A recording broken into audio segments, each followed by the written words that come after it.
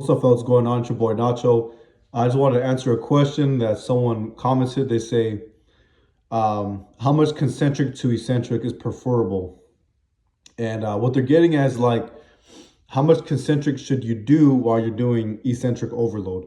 Now, obviously, if you're doing eccentric overload training, you want to do a lot of eccentrics, heavy eccentrics. But honestly, if you wanted to, you can do full range of motion. You could do an even amount of concentric and eccentric. You just have to do a bunch of sets and just overwork that muscle. So, say if you're doing a bench press, right, and you wanted to cause damage for the whole week, you wanted to cause DOMs. You would want to, I would say, do like 10 sets. Do like 10 sets of bench press heavy. You would have to do it heavy though. You always want to stick between, oh, I don't know, maybe 8 to 12 reps or 4 to 6, something like that. But you want to overwork that muscle to cause damage. It's not like you won't cause any damage doing full range. It's just that it's going to take you more sets to get to the same damage that maybe eccentric overload would do in less sets. You get me? So honestly, I can't really say I like personally off the top of my head. I can't give you a certain amount of concentric to eccentric that would be preferable to get that adaptation of parallel sarcomeres in parallel, right?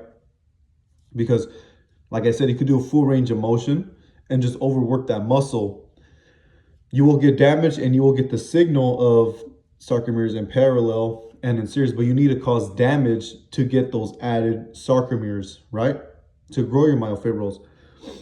People get it misconstrued where they seen the study where, okay, the concentric adds thickness. It's going to add sarcomeres in parallel, but that's in untrained lifters. And what happens in untrained lifters when they lift anything, right? They're going to get damaged.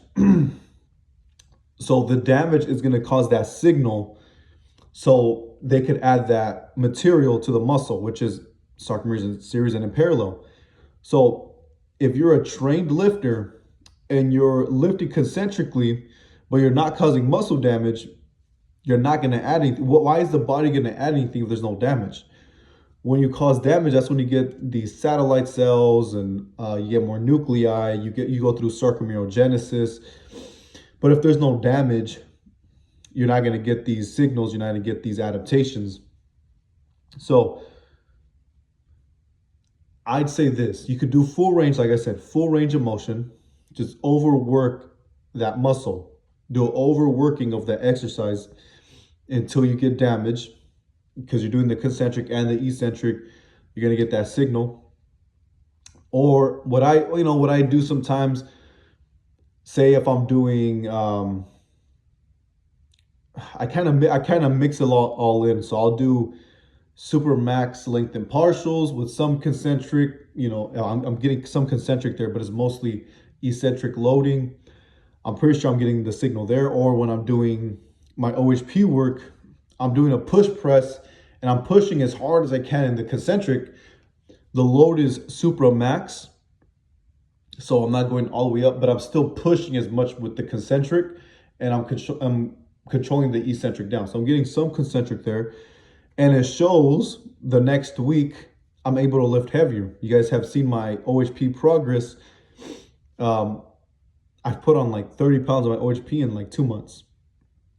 Okay, and it's just that training. It's that concentric and eccentric training. I'm not going up all the way, obviously, but there's still some concentric effort there, and it's mainly eccentric, and I'm getting stronger on the OHP. You just get creative with it, man. I'd say, like if you're doing dips, you could do full range of motion dips with some heavy weight, just full range, and then when you can't get it no more, you can't go up anymore, then do some lengthened partials with it. And then when you can't do that anymore, do some accentuated and then go down, okay? There's you would know what just listen to your body, man. Just add in both. Obviously, you want more eccentric to cause damage. Just put some, I'd say put a lot of concentric in there as well, man. You want to get those adaptations. I made the mistake early on of only doing eccentrics. Okay, I still got stronger. I still got a little bigger. But to me, I just thought, okay, the only thing that matters is damage. And accentuated eccentric overload is what's going to cause that damage completely. But I was missing a piece of the puzzle where it's you also need the concentric to add those sarcomeres in parallel to give the signal for sarcomeres in parallel. Okay. Now, if you don't cause damage, you're not going to grow. Nothing's going to happen. You're not going to add anything. Okay, so I made that mistake early on of only doing eccentrics. Now I do everything. Now I add a bit of everything. You guys see my RDLs? It's a full range of motion. Okay. When I do biceps, I do the concentric as well, and then to get some damage, I do some length and partials. Okay. You just, it's tough to say. I can't give you a certain amount of concentric to do to eccentric. It's just, I'd say just do everything.